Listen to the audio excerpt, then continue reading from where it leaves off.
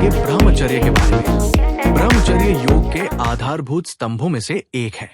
ब्रह्मचर्य का अर्थ है सात्विक जीवन बिताना, शुभ विचारों से अपने वीर्य का रक्षण करना, भगवान का ध्यान करना और विद्या ग्रहण करना। आज से पहले हजारों वर्ष से हमारे ऋषि मुनि ब्रह्मचर्य का तप करते आए हैं, क्योंकि इसका पालन करने से हम इस संसार के सर्व सुखों की प्राप्ति कर सकते हैं।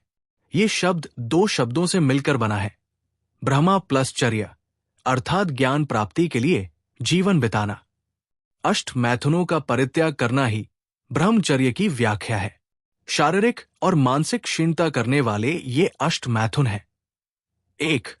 स्त्री का ध्यान करना, स्त्री के बारे में सोचते रहना, कल्पना करते रहना। 2. कोई श्रृंगारिक कामुक कथा का पढ़ना, सुनना। 3. अंगों का स्पर्श, पुरुषों के द्वारा स्त्री के अंगों का स्पर्श करना। 4. श्रृंगारिक क्रीड़ाएं करना। 5. आलिंगन करना। 6. दर्शन अर्थात नग्न चित्र या चलचित्र का दर्शन करना। 7. एकांतवास अर्थात अकेले में पड़े रहना। 8. समागम करना अर्थात यौन संबंध स्थापित करना। जो इन सभी मैथुनों को त्याग देता है वही ब्रह्मचारी है। योग में ब्रह्मचर्य का अर्थ अधिकतर यौन संयम समझा जाता है। यौन संयम का अर्थ अलग अलग संदर्भों में अलग अलग समझा जाता है, जैसे विवाहितों का एक दूसरे के प्रति निष्ठावान रहना या आध्यात्मिक आकांक्षी के लिए पूर्ण ब्रह्मचर्य।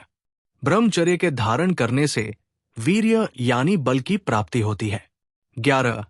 अष्टांग योग का पहला अंग यम है। इसमें अहिंसा, सत्य, अस्तेय, ब्रह्मचर्य और अपरिग्रह ये 5 यम बताए गए हैं। भगवान श्री कृष्ण ने ब्रह्मचर्य को शारीरिक तप बताया है। ब्रह्मचर्य जैन धर्म में पवित्र रहने का गुण है।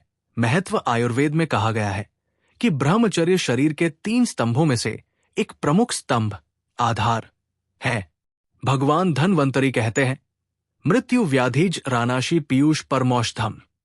ब्रह्मचर्य महदर्तन सत्यमय वदाम्यहम अर्थात सभी रोगों, वृद्धावस्था और मृत्यु को नष्ट करने के लिए केवल ब्रह्मचर्य ही महान औषधि है। यदि आप शांति, सौंदर्य, स्मृति, ज्ञान, स्वास्थ्य और अच्छे बच्चे चाहते हैं तो आपको ब्रह्मचर्य का पालन करना चाहिए। जो लोग ब्रह्मचर्य का पालन नहीं करते और जवानी में धन नहीं जुटाते, वे उसी तरह नष्ट हो जाते हैं जिस तरह मछलियों से रहित तालाब में बूढ़े क्रौंच पक्षी। ब्रह्मचर्य को नष्ट करने से आधी भौतिक, आधी दैविक और आध्यात्मिक तीनों प्रकार की हानियां होती है। आज के लिए इतना ही। अगले वीडियो में हम ब्रह्मचर्य के फायदों पे बात करेंगे।